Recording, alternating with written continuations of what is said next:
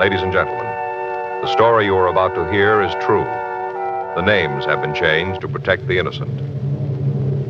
Dragnet, the authentic story of your police force in action.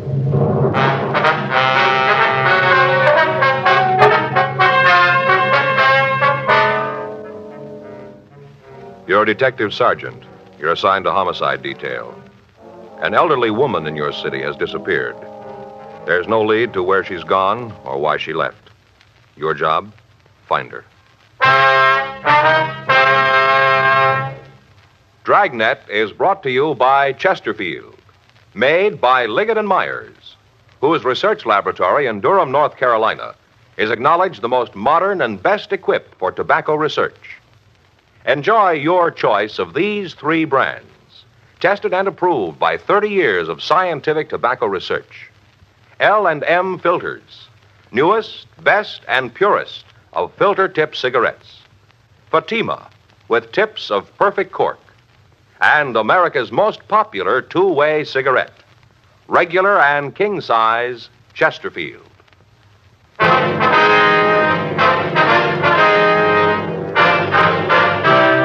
Dragnet, the documented drama of an actual crime. For the next 30 minutes, in cooperation with the Los Angeles Police Department, you will travel step by step on the side of the law through an actual case transcribed from official police files. From beginning to end, from crime to punishment, Dragnet is the story of your police force in action. It was Wednesday, July 14th. It was hot in Los Angeles. We were working the day watch out of homicide detail. My partner's Frank Smith. The boss is Captain Lorman. My name's Friday. We were on our way out from the office, and it was 9:47 a.m. when we got to 654 Kenmore Avenue. Yes, Miss Crocker? it's Miss Crocker, but I'm her. Police officers. Oh, yeah, come in. Thank you. This is my partner, Frank Smith. My name's Friday. Oh, how do you do, ma'am? Just sit down there on the couch. Move that Afghan. I was laying down when you got here. It's a terrible thing. I just know it. Yes, ma'am. If you tell us about it, please. You just bet I will. First off, can I get you something? Maybe a cup of coffee, a little piece of cinnamon toast? No, thank you, ma'am. Okay. You change your mind, you just let me know. Yes, we will. Now, if you just tell us about Miss Gillespie, please. I hope if anything ever happens to me, I get this kind of service. Yes, ma'am. Are you a friend of Mrs. Gillespie? Her best. That's why I know something's happened to her. Uh-huh. She wouldn't just take off like this without telling me. Matter of fact, she didn't tell nobody. Just all of a sudden, she was gone. All right, if you'd start right at the beginning and just tell us the whole story, please. Well, Bertha Gillespie and me been friends for years. I see. Her and me been friends for years, ever since her husband died and she opened up the Tea Cozy. That's the little tea shop she has. Yeah. Nice place. She's done real good with it. All the ladies in the neighborhood go down there for afternoon tea. Serves those little tiny cake rolls with a pot of tea. Ladies' fingers, you know. Yes, ma'am. Well, a couple of days ago, I went down there to see Bertha. Do you know what day that was? Hmm? I said, do you know the exact date? Oh, now, let's see. This is Wednesday. I guess it must have been Saturday. Yes, that's it, Saturday. All right, would you like to go ahead, please? Well, I went down to the Tea Cozy, and there was a sign right on the door telling how Bertha was sick and she'd gone away for a couple of days. Was she in poor health? Bertha? Yes, ma'am. Bertha was as strong as an ox. Nothing wrong with her. Besides that, I saw her only Friday night. She didn't say nothing to me about being sick, not a word. I see. That's what made me figure that there was something wrong. For the past 10 years, if there was anything on Bertha's mind, she told me about it. You just bet she did.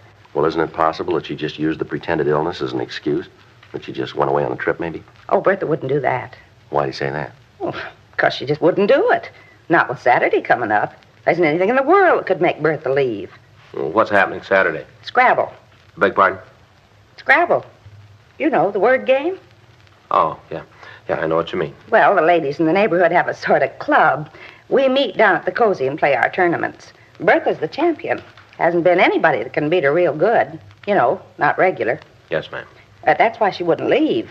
This Saturday was her first big match outside the club. A woman from West Los Angeles was coming out here to challenge her. Bertha's been in training all week. Well, she wouldn't just walk out on the match. I'm telling you, officers, there's something wrong. Well, has Mrs. Gillespie any relatives here in Los Angeles? No. No, she's got some people back east. Mississippi, I think. Possible she might have left to go see them? I told you.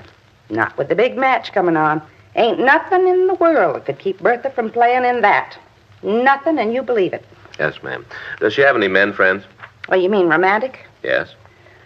Well, there's Chester, but that's not what I'd call a real romance. Bertha'd go out to the movies with him once in a while. Maybe he'd come over to the tea cozy of an evening, and they'd sit there and watch the television. But there'd always be somebody else there, mostly me. No, you couldn't say that it was any kind of a romance with Chester. Do you have his address? You going to talk to him? Yes, we'll have It won't do you any good. I already did. He don't know where Bertha is. If you'll just give us the phone number of this Chester, we'll check on your friend. Yeah, you check. You'll find out what I said is true. Yes, ma'am. I think somebody done Bertha in. She wouldn't just take off like this without telling me. Well, now, ma'am, did she have any enemies in the neighborhood? Anybody that you think might want to do her harm? No, not a soul, not a single one. Isn't anyone who didn't like her. Well, maybe Mrs. Ruman didn't care much for her, but I think that was a kind of a jealous thing. Well, what do you mean? Scrabble. Well, what's that? Mrs. Ruman, Helen. She thought she could play the game. Then when she challenged Bertha to a match, it was pretty terrible. 457 to 214. Helen was pretty upset.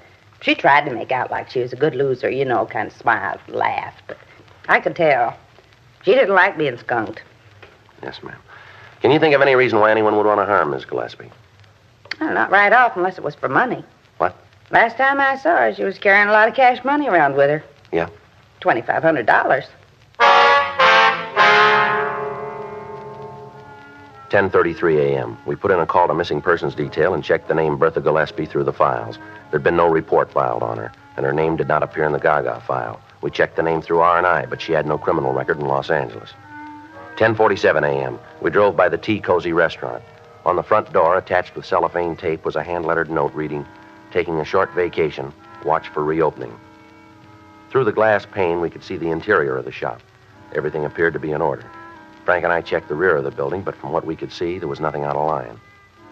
11:28 a.m. We put in a call to the missing woman's boyfriend, Chester Avon. He told us that he'd talked to the Gillespie woman on the previous Friday night, and she'd appeared in good spirits and had said nothing about leaving. We checked at her bank. We found that she'd made a withdrawal from her savings account to the amount of $2,500. This left a balance of over $12,000 in the savings account, $6,000 in the checking account. The manager of the branch told us that he'd spoken with Mrs. Gillespie when she'd taken the money, and that she told him that she was thinking of taking a short vacation. We got in touch with Miss Crocker and told her what we'd found. We asked her if she wanted to file a missing persons report. She said that she'd wait until the end of the week, and if her friend hadn't returned by then, that she'd come into the office. A month passed before we heard from her again. On the morning of Friday, August 20th, she called to tell us that she still hadn't heard from Mrs. Gillespie and asked that we conduct a formal investigation. She came down to the office and filled out a Form 316. Frank and I drove out to the restaurant to check it again. It was exactly as it had been when we'd last seen it. We tried the doors and found that they were still locked. 1:43 p.m. We went back to the office. Yes, sir. Mm-hmm. Well, it's kind of high, isn't it? Yeah. Well, did your people check into it? I see. Mm-hmm. Well, thank you, Mr. Jones. If you find out anything, we'd appreciate it if you'd give us a call. Right. That's Michigan 5211, extension 2521. Yes, sir. Either Officer Frank Smith or Sergeant Joe Friday. That's right. Thanks for your help. Yes, indeed. Thank you. Goodbye. Well, that finishes up the utility calls. Well, what do you got? Telephone bill for the past 30 days is just the service charge, no toll calls. Same with the electric lights. Uh-huh. They received payment in the last month, did they? No. Telephone company says they haven't been paid in over 60 days. Says they've sent a couple of reminders. Uh-huh. Only reason they haven't cut off the service is the bills have always been paid promptly in the past. I see. I checked with our business office. Girl tells me the bill usually runs around $10. Possible, then, that the phone hasn't been used at all, huh? Well, it shapes up that way. Same with the lights. The one thing doesn't match. Yeah, what's that? The water bill. I checked with them. Normal bill's about $4 for the place. Yeah. The last 60 days, it's been $79. It's a lot of water, isn't it? Yeah. I talked to one of the engineers at the company, a fellow named Jones. Yeah, what'd he tell you? Well, he told me there was only one thing that could cause a water jump like that. Yeah. A water tap. Yeah. Running for about a month.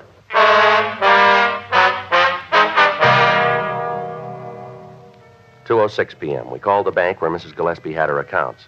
The head cashier told us that since the date she'd withdrawn the $2,500, there'd been no deposits or withdrawals made. We telephoned the missing woman's friend, Mrs. Winifred Crocker. From her, we got the name and address of the owner of the building where the Tea Cozy restaurant was located. Frank and I signed out of the office and drove out to see him.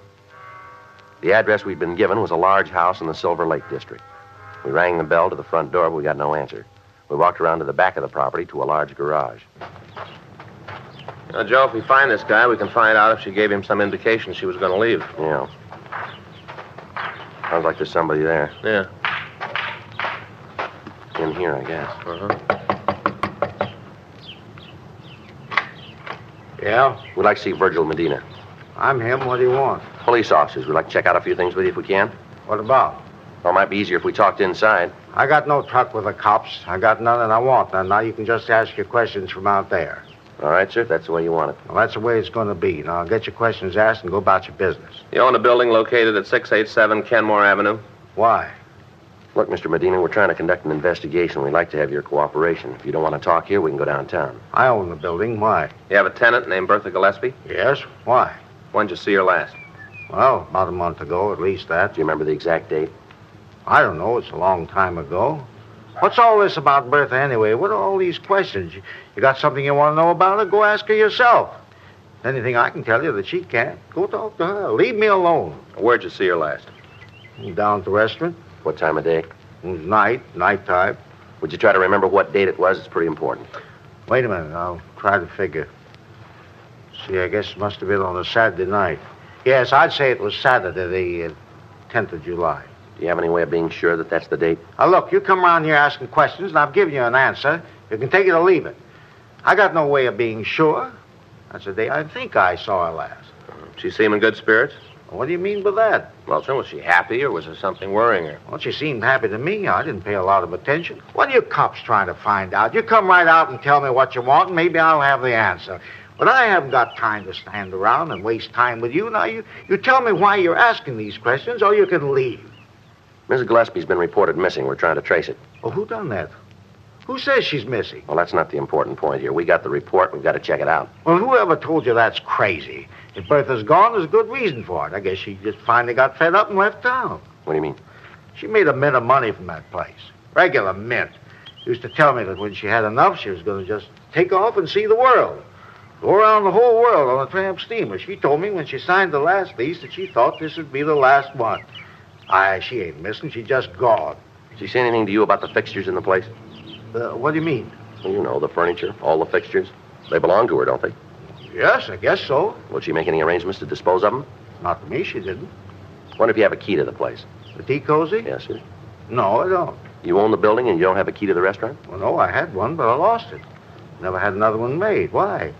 What do you want with the key? We want to check the premises. Well, as far as I'm concerned, you got no right to do that. The place belongs to Mrs. Gillespie. You got no right to go tromping around in there. Afraid we're going to have to. Then you're going to do it without my say-so. All right, sir, if that's the way it's going to be. I'm telling you, she ain't going to like it.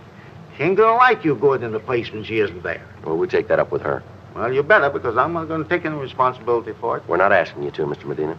I'll give you this, though. Yes, sir, what's that? You go nosing around, you're liable to come up with something that you ain't looking for. Well, thanks for your help, Mr. Medina. Don't mention it. Just remember what I told you about finding trouble when you ain't looking for it. Well, that doesn't happen often. Huh? We're looking for it. 3:14 p.m. Frank and I drove back to the Tea Cozy restaurant on Kenmore Avenue. We checked the front door of the place. It was locked. While Frank covered one side of the building, I took the other side, looking for open windows. How about it? No luck. Me neither. What do we do now? Well, we'll have to try to force one of the windows in the back. All right. Come on. I think maybe we can get in here. You gonna break it? Well, we're going to have to. Wait a minute, Joe. Huh? You hear water running? Sounds like it's coming from inside. Yeah, might be. Well, let's get in there. All right. You want my gun? No, I'll use the handcuffs. See if I can knock a hole in the top half of the window here. Wait a minute. You better use your handkerchief. Let me borrow yours. Here. All right. All right, look at it. There, that does it. I'll go on in and open the door. Yeah, I'll meet you out in front. All right.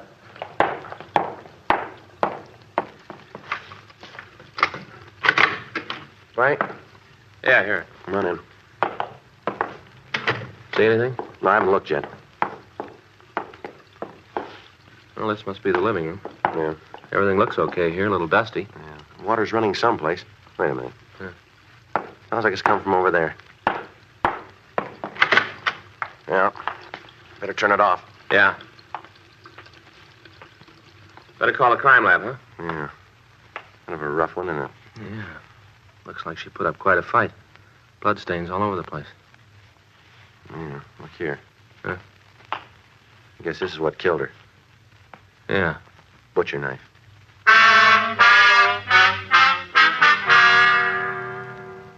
From a picture and the description that we'd gotten from Winifred Crocker, we identified the victim as the missing woman, Bertha Gillespie. We put in a call for the crime lab. Lee Jones and his crew came out and went over the place. The rest of the restaurant seemed to be in order. There was no sign of a struggle of any kind except in the bathroom where the body had been found. The murder weapon, the butcher knife, was dusted for prints, as was the rest of the restaurant, but the partials that the crime lab came up with were worthless for classification. They would be sufficient, however, for comparison if we caught the killer. A search of the personal effects of the dead woman revealed no further information to aid us in apprehending her killer. The $2,500 that she was known to have had when she was last seen was missing. 6:21, the men from the crime lab finished their investigation on the scene, and the coroner's office was called. They came out and removed the body. They also locked the door and affixed the coroner's seal. 6:45 p.m., Frank and I got back to our car to go down to the office. All right, let's go, Frank. Yeah. Hey, wait a minute. Hold it, Frank. Huh? That's a little kid. You guys the cops? Yeah, son, what's the matter? A lot of excitement around here, huh? Yeah, that's right. Something we can do for you? No, I figured maybe there's something I can do for you. What do you mean? You know who did the murder yet? Well, why do you say it was a murder, son? I know who did it.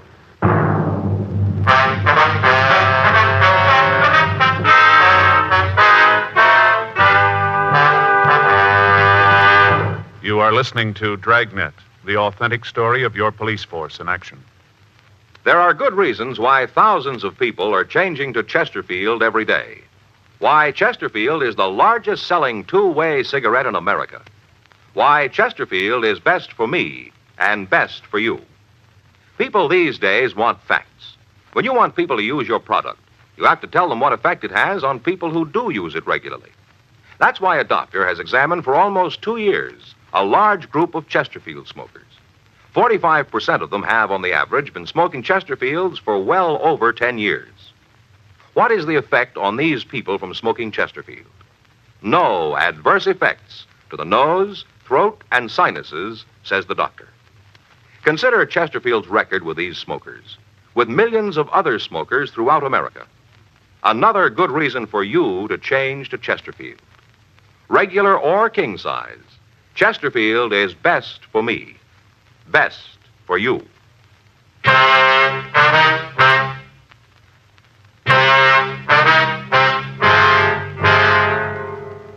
The working detective has learned by experience that approximately 60% of all homicides are solved within 20 minutes after the arrival of the authorities. 2 things are necessary in establishing the identity of a killer: motive and opportunity. In the present instance, we had the motive. $2,500 that the dead woman had withdrawn from her account was missing. However, a month had passed between the time the actual murder had taken place and it had been discovered. Ample time for the killer to cover his tracks. Now, before we could leave the scene, we had a witness who stated that he could name the killer for us. We asked the boy to get into the back seat of the police car while Frank and I questioned him. What's your name, son? Good, Eric. Kids always call me Gordy. Uh-huh. How old are you? 7. Now, what's all this about you being able to tell us who killed Mrs. Gillespie? I can. Well, who was it? Mr. Medina? You mean the man who owns the building? Yeah, that's who I mean. Well, that's a pretty serious charge, Gordon. Do you have any way to prove that? Guess I really can't prove it, but I know it's true. Well, how do you know? I just know, that's all. I seen him there. I just seen him going in and out. Well, when was this? 3 weeks ago. Maybe a month. But he used to go in and out all the time. Argue with Mrs. Gillespie. What do you mean by argument? Loud. Mr. Medina screamed at Mrs. Gillespie. Will you ever hear any of these arguments, son? Sure. My mother's a friend of Mr. Gillespie. We just live a couple blocks away on Dewey Street. I play over here all the time. I've heard Mr. Medina yell at her. What'd they argue about, son? Mostly about a lease or something. Seems like Mr. Medina wants Mrs. Gillespie to move out. She didn't want him. Made him pretty sore. You gotta talk to him. He'll tell you the same thing about how he used to fight with her. All right, son. Your mother ever hear any of these fights? Sure. You ask her. She'll tell you the same way just as I did. Okay, is she home now? Should be. Maybe she went out to the store or something. She should be home. Okay, son. Let's go, Frank. Yeah. Guess this is about the most excitement we've had for a long time. Yeah. Poor old Mrs. Gillespie. Sure a nice old lady. Real nice. Mm-hmm. Wasn't hardly anybody that didn't like her. Hardly anybody. How about Mr. Medina? 7:04 p.m. We drove young Gordon Eric to his home and talked with his mother. She verified his story about the arguments between the victim and Medina. She went on to say that Medina had threatened Mrs. Gillespie, saying that if she wouldn't vacate the premises, he'd take care of her. We had their statements taken, and at 8:40 p.m. we went by Medina's house and asked him to accompany us downtown. He finally agreed, although he was sullen and uncooperative. When we got him down to the office, we checked his name through the record bureau, but we found that he had no criminal record in Los Angeles. His prints were rolled and sent to Harlan Stahl for comparison with those found on the murder weapon. While we waited for the results, we talked to him in the squad room. You're going to regret this, you know that. Yeah. I'm telling you, you dragged me down here with all these questions. You just wait till my lawyers get here. He'll put a stop to all this foolishness. You want to tell us what it's all about, Medina? Tell you about what? How one of my tenants got himself killed? Now listen, I got property all over town, a lot of tenants. I worried about each one of them. I wouldn't have no time to do nothing else. We understand you had some pretty big arguments with Mrs. Gillespie. Who said that? Who told you that? Is it true? Why, it's a lie. You bring the person in here who said it, and I'll tell them it's a lie right to their face. You just bring them in here.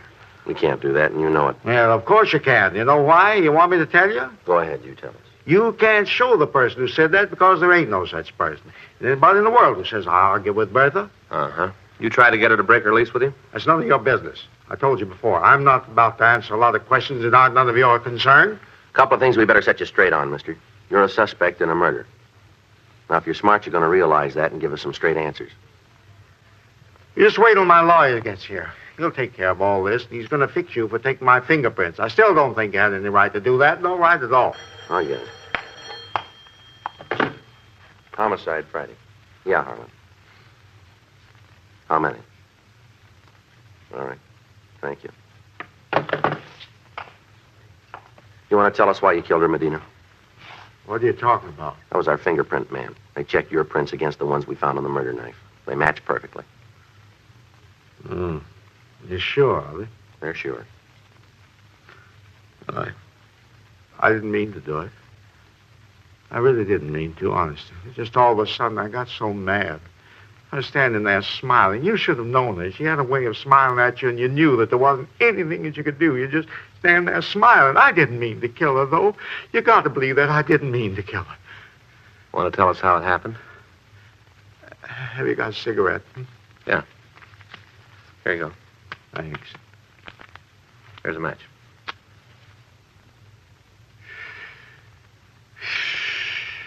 I had a chance to lease the place to some other people. More money. I tried to get her out. Go ahead. I tried to talk to her. I tried to get her to retire. She had enough money. She didn't ever have to worry. All I wanted to do was to get out. But she wouldn't. He said I'd signed the lease with her and she was going to keep it. How much difference was there between what she was paying and what the new people were going to give you? $50 a month. You killed her for that? Oh, yeah, you don't understand. You got to try. Now, really, this is important. If you knew Bertha, you'd know why I did it. You see, I went to her. I told her that I'd give her a lease on another piece of property. I'd give it to her at less money. I was trying to be fair. You can see that. I wanted to be fair. Mm-hmm. Well, that Saturday night, I decided to have it out with her. I went over to talk, tried to convince her. But she wouldn't listen. She just wouldn't listen. I tried everything to make her listen, but she wouldn't. She just stood there and told me that she had the lease and that she was going to keep it. She just stood there with that superior smile of hers, like she knew it all. Makes you want to hit her as hard as you could. If you knew her, you'd see what I mean. You'd see. Did you take the money? Yes. I don't know why I did that. Just all of a sudden, I got so mad at her, I picked up the knife. And I killed her. I didn't mean to, honest, I didn't. As soon as I saw her, I was sorry. I was real sorry. Yeah. Did you turn that water on? Well, I guess so. You see, I don't remember too good. I washed my hands after I'd killed her. I remember that. I guess I did leave the water on. I guess I did, yes. All right. Do you want to get the stenographer, Frank? Sure. Thanks.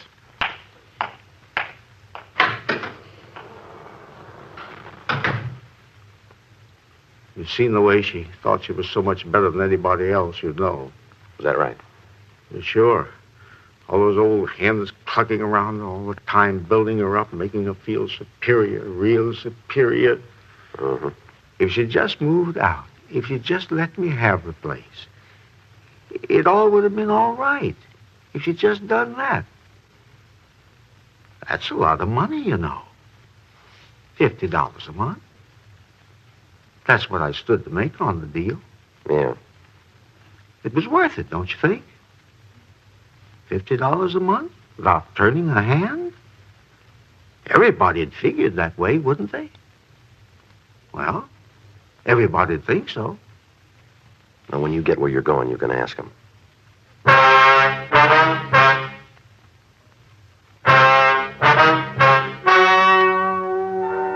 The story you have just heard is true. The names were changed to protect the innocent.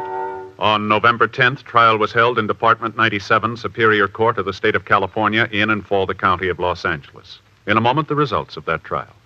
Now, here is our star, Jack Webb. Thank you, George Fenneman. Friends, we've told you that Chesterfield is the best cigarette for you to smoke. Now, to me, Chesterfield's record with people who do smoke them regularly backs up that statement. Chesterfields are best because they're highest in quality, low in nicotine, because they smoke mild, and they're really satisfying. I wish you'd give them a try and see for yourself. America's most popular two-way cigarette. Regular or king-size Chesterfield. Best for me, best for you.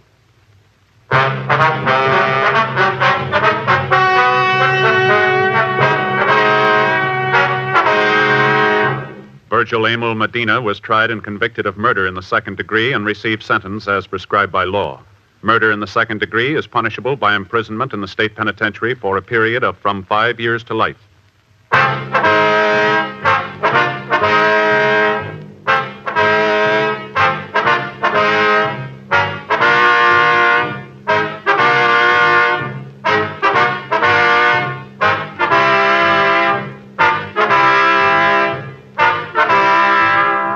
You have just heard Dragnet, a series of authentic cases from official files.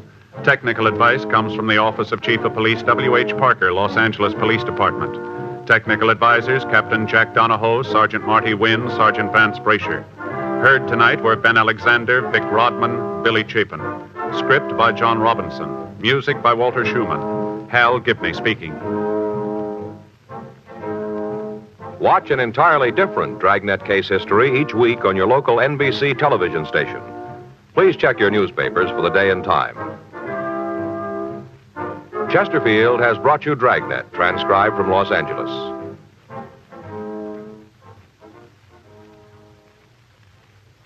Filter tip smokers, this is it. L&M Filters, the one filter cigarette with plenty of good taste and a pure non-mineral filter. You get effective filtration because only the L&M filter contains alpha cellulose, entirely pure, harmless to health. L&M filters give you much more flavor, much less nicotine. It's the light and mild smoke. Yes, this is it. As Frederick March puts it, quote, L&M filters are just what the doctor ordered. Never had a filter cigarette that tasted so good and a filter that does the job so well. Try them, unquote. Today, buy L&M filters.